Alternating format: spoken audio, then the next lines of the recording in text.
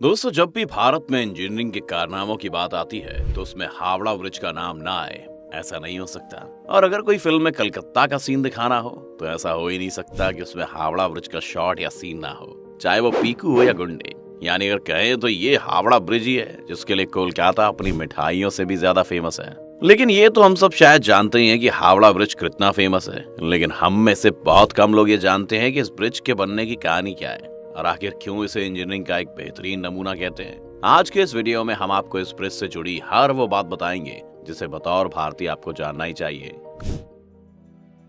कोलकाता और हावड़ा के बीच हुगली नदी पर पहले कोई ब्रिज नहीं था। नदी पार करने के लिए नाव ही एकमात्र जरिया था। बंगाल सरकार की ओर से साल 1871 में हावड़ा ब्रिज अधिनियम पारित होने के बाद साल 1874 में सर ब्रैडफोर्ड लेस्ली ने नदी पर पीपे के पुल का निर्माण कराया गया। साल 1874 में 22 लाख रुपए की लागत से नदी पर पीपे का एक पुल बनाया गया जिसकी लंबाई 1528 फीट और चौड़ाई 62 फीट थी। फिर 1906 में हावड़ा स्टेशन बनने के बाद धीरे धीरे ट्रैफिक और लोगों की आवाजाही बढ़ने लगी। तब इस पुल की जगह एक फ्लोटिंग ब्रिज यानी तैरता हुआ पुल बनाने का फैसला किया गया, लेकिन तब तक पहला विश्व युद्ध हो चुका था। इसी वजह से ये काम शुरू नहीं हुआ, जिसके बाद युद्ध बीता और साल 1922 में न्यू हावड़ा ब्रिज कमीशन का गठन करने के कुछ साल बाद इसके लिए टेंडर जारी किया गया। तब जर्मनी की एक फर्म ने सबसे कम पैसे का टेंडर भरा था, लेकिन तब जर्मनी और ग्रेट ब्रिटेन के आपसी संबंधों में भारी तनाव रहने की वजह से जर्मनी की उस कंपनी को इस पुल को बनाने का ठेका नहीं दिया गया। बाद में वो काम Braithwaite Burn and Joseph Construction Company को सौंपा गया। अगर बात करें इस कैंटिलीवर ब्रिज को बनाने की तो इसमें 26,500 टन स्टील का इस्तेमाल किया गया है। अब उस वक्त में इतना स्टील इकट्ठा कर पाना एक बड़ा टास्क था, लेकिन पुल का निर्माण बहुत जरूरी था, इसीलिए देश की बड़ी स्टील बनाने वाली लगभग इकलौती कंपनी टाटा ने अपने पास से स्टील बेचने की बात कही। इसी कारण डिमांड में से 23,500 टन स्टील की सप्लाई टाटा स्टील ने की। यानी अगर देखें तो ये पुल एक तरह से टाटा का ही पुल है। इस्पात मिलने के बाद हावड़ा ब्रिज की डिजाइन तैयार की गई, क्योंकि यहाँ अंग्रेजों की एक शर्त थी कि ब्रिज चाहे जैसे भी बने लेकिन ब्रिज के नीचे कोई पुल नहीं होना चाहिए, ताकि ब्रिज के नीचे से निकलने वाली बोट्स को कोई दिक्कत ना हो। इसीलिए हावड़ा ब्रिज की जब डिजाइन तैयार की गई तो उसमें सिर्फ 4 खंभे बनाने की बात हुई जो दोनों सिरों पर लगने वाले थे, जिसका मतलब ये है कि पुल के बीच में कोई भी खंभा नहीं है, ना ही पुल को तारों से लटकाया गया है। पूरा ब्रिज महज नदी के 2 किनारों पर बने 280 फीट ऊंचे 2 पायों पर टिका है। इसके दोनों पायों के बीच की दूरी 1,500 फीट है। नदी में कहीं कोई पाया नहीं है, जो कि अपने आप में एक अजूबा है कि कैसे बिना खंबे के पुल करीब 1 सदी से खड़ा है। इसके साथ ही साथ हैरान कर देने वाली बात यह है कि पुल के निर्माण में स्टील की प्लेटों को जोड़ने के लिए नट बोल्ट के बजाय धातु से बने कीलों यानी रिवेट्स का इस्तेमाल किया गया है। खैर जो भी हो, लेकिन पुल तैयार हो गया। तैयार होने के बाद ये दुनिया में अपनी तरह का तीसरा सबसे लंबा ब्रिज बना। हावड़ा ब्रिज दुनिया का एकमात्र ऐसा ब्रिज है जिसका आज तक उद्घाटन नहीं हो पाया है। दरअसल जब ये ब्रिज बनकर तैयार हुआ था उस समय द्वितीय विश्व युद्ध पूरे शबाब पर था, इसलिए तय किया गया कि इसके उद्घाटन के मौके पर कोई धूमधाम नहीं होगी।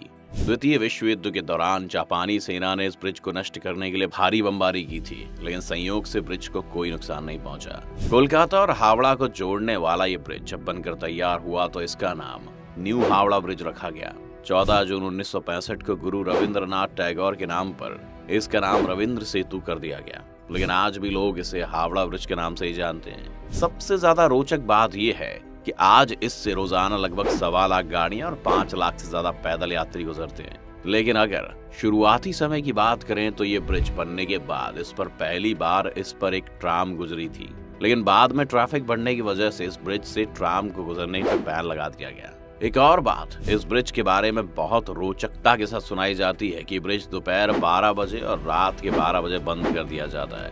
इसके पीछे जो कारण है उसके अनुसार हावड़ा ब्रिज के इंजीनियर्स ने इस पुल के बन जाने के बाद कहा था कि ये पुल अगर कभी गिरता है तो वो 12 बजे ही गिरेगा, लेकिन उसने ये नहीं बताया कि 12 बजे दिन के या 12 बजे रात के। इसीलिए हर समय दिन दोपहर के 12 बजे और रात के 12 बजे इस पुल को बंद कर दिया जाता है। लेकिन कई लोग इस बात को पूरी तरह से नहीं मानते हैं, लेकिन इस पुल को 2 बार बंद होना अपने आप में हैरान कर देने की बात जरूर है। इसके अलावा एक और बात जो इस ब्रिज के बारे में कही जाती है वो ये है कि ऐसा माना जाता है कि हावड़ा ब्रिज की कोई चाबी है जिसे ब्रिटिश कंपनी ने भारत को नहीं दिया है। अब ये चाबी करती क्या थी, इसे सुनकर आप चौंक सकते हैं। कहा जाता है कि पुराने जमाने में इस चाबी से ब्रिज को बड़े समुद्री जहाजों के लिए 2 भागों में खोल दिया जाता था, यानी कि अगर इसे ब्रिज गेट कहें तो गलत नहीं होगा। खैर, इस बात की भी कोई आधिकारिक पुष्टि नहीं हुई है।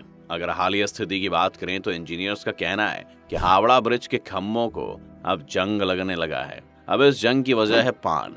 इस पुल से रोजाना लाखों लोग पान चबाते हुए गुजरते हैं और थूकते हुए निकलते जाते हैं। इंजीनियर्स बताते हैं कि जिन खम्भों पर पुल टिका है उनमें से कुछ के आधार की मोटाई पिछले 3 साल में आधी रह गई है। इस बात से आप समझ सकते हैं कि पान चबाने और थूकने की वजह से इतना बड़ा पुल अपने आप को खो रहा है। इसके अलावा भी 2005 में नदी से गुजरता हुआ एक कार्गो शिप इस पुल के बीच में फंस जाने के कारण भी इस पुल को कुछ हद तक नुकसान देखने को मिला।